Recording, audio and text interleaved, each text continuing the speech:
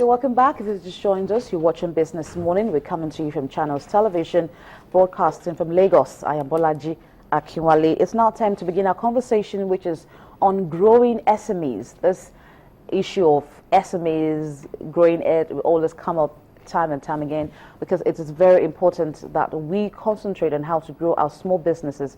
The SMEs are said to have contributed largely to growth. And it's very surprising that not even the large corporates are able to pull the level of growth that SMEs add to developed economies. And we've been joined at the moment by Fire Williams. She is the CEO at Rely Supply Limited, and of course she is a woman entrepreneur. Thank you, Fire, for coming on the program. You're very welcome, Bolaji. Thanks for having me. All right. The issue of SMEs itself, if you've watched the program in a couple of weeks, we've talked about SMEs and how do we grow it. There have been a lot of areas of concentration has to do with government funding, access to funding, and all of those things. But now that we've got the International Trade Center also looking at the issue of SMEs, we had that center holding its World Export Development Forum very recently. Let's talk about SMEs. All right. Where are we right now, based on the various steps that have been taken by our own government to move it forward? How would you assess it? I think the policies are there. We're very happy to have the recent 220 billion MSME DF, which is the development fund. The guidelines have been rolled out, but I tell you truly in practice, there are still some challenges in access. We have some institutions still asking for collateral, some institutions asking for post-dated checks, and my charge would be the federal government should go a step further by also outlining what are the requirements for the SMEs to actually access these funds, so that we don't have more cogs in the wheel, being put along the way. Now, taking a cue from what went on at Kigali in Rwanda, we had over 800 or like 1,200 delegates from 73 countries. His Excellency Paul Kagame himself, the president of Rwanda, came out boldly to say why we should encourage SMEs, because they employ the greatest number of people. They are small and nimble. They have the capacity to become very innovative and to create value. So we should do all we can to get SMEs to be sustainable and to contribute to economic development. Okay. Looking at the fact that Sub-Saharan Africa, sadly, is said to be the worst hit in terms of the rate of poverty. How do we come out of this, knowing that there is a potential with the SMEs, in terms of the fact that they can contribute to a large extent to the growth of African economies? And the region generally. And the Sub-Saharan Africa region in general. Yes, it has been stated that only about 11.5% of world trade comes from Africa. And then even within the region, only 3.3%, of us really buy from each other. So you are right. Africa has had its fair share of wars, of disease and all that. But Africa has great potential. It's like an oyster where we're, just waiting to reveal the pearl. And one way to, some of the strategies we can use to come out of this is to have workable policies. Not just paying lip service to these policies. For instance, in some nations, you're an SME, immediately you identify your business idea and it's a viable one. You get registered with a small, scale development agency, you get a number, a bank account is open for you, you have access to like an incubator where you have infrastructure. So the way I would like us to do it is that we should look at regional cooperation. For instance, Rwanda, again, I would mention some of the lessons.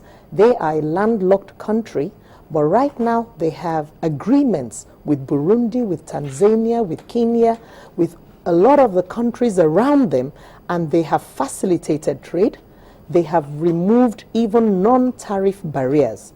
Barriers like language, like understanding the documentation, all those things are being removed so that the whole region is land linked. I spoke to a master trainer colleague of mine in Kenya the other day, and he was working in Burundi. So they do cross over seamlessly, and with more collaboration, there is a lot more productive effort going on. So the policies would help, the regional cooperation will help, and then stakeholders need to come together. For instance, I don't know how many SMEs were invited before some of these policies in Nigeria, were given birth to. We should have a voice so that if the development is actually bottom up, you will find out that it works better than if it's top down. I want to believe that there were consultations from the government and with all the private sector operators to arrive at whatever decision and policies that were rolled out for SMEs. But I don't know how much. I must say that I'm also a member of the Lagos Chamber of Commerce, and I'm not sure we had any representation there. So I think the consultation could be more far-reaching. We have the development agencies, we have the government agencies, we have the organized private sector, we have the MSMEs themselves. They have recognizable bodies like the National Association of Small-Scale Industrialists, like women groups. I belong to the Association of Nigerian Women Business Networks. There are 17 women networks under that group and 330,000 strong. So we should be able to identify some of the business membership organizations and engage them so that we can truly find answers to the challenges which have hitherto kind of closed the door to rapid development of that sector. Okay. Let's take a look at opportunities in export. Yes. Because I understand that the forum focused on the extractive industry. How can we export what we are producing? If we talk about regional trade and integration, moving your goods from one country to the other, or from one region to the other, you must be able to export. Yes. So what are the opportunities that we have? Okay. Let's take a look at Sub-Saharan Africa now. All right. Or we can also look at ECOWAS, where we belong. All right. WEDF focused on coffee and services, and this just tells you that there's so much to do in terms of logistics. For instance, if logistics is associated with export, you have to move your goods, you have to package, you have to make deliveries, you have a whole lot of services, around that. So what can we do to improve the trade and the export? We can do identification, which I would like to say Nigerian Export Promotion Council has done a good job at identifying a lot of the agri products, the manufacturing products, products that we have a lot of raw materials for. And they were one of the organizations which nominated women to attend the Women's Vendors Exhibition and Forum, which took place along with the WEDF. Now, we had a series of webinars to build capacity. We also had the issues broken down to us, getting to know where the buyers are. We had business-to-business meetings that would facilitate trade. We had clarifications of a lot of the terminologies, that surround export.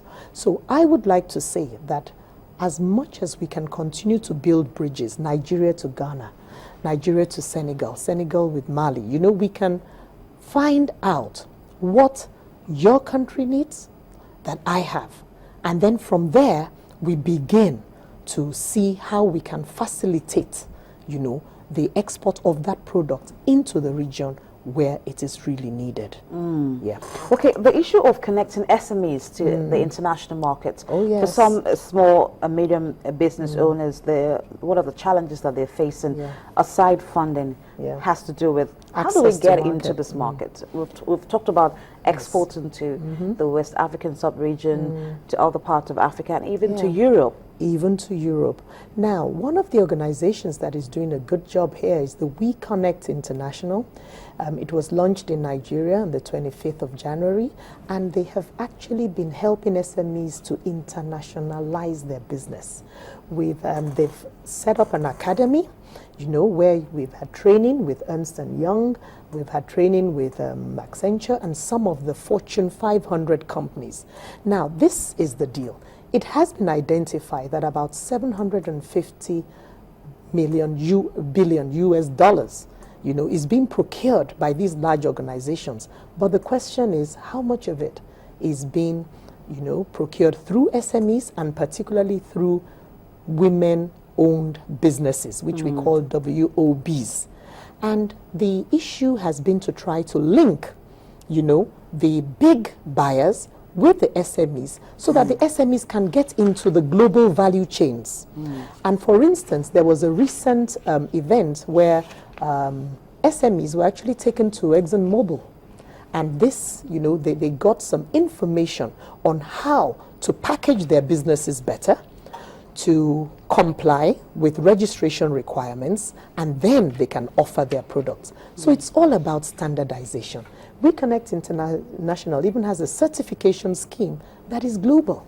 Okay. So this can help the SME to get prepared for the international market. I know that women in business is one very important aspect, and for some reasons we've been able to touch the heart of government at various levels, and they've come up to say, we want more women on board. Yes. More women as board of directors, members of the board of directors and all of that. Even the Federal Executive Council. Yes, so we're targeting for more women at the National Assembly. Action, So women are beginning to take their place at various levels. But how are we doing in business in terms of the opportunities that are inherent in SMEs, whether here or abroad? Okay. Well, firstly, I'd like to say that we're not quite there. It's only recently that the door has been opened a little bit, just at the hinge. It hasn't really been flung wide open, I must say that, so that you don't think we're not really there. But we're aspiring. There are some reservations. For instance, the government, under the new MSMEDF, the fund, has reserved 60%. For women. The UN program, we even had one particular round that was all for women. So we appreciate that.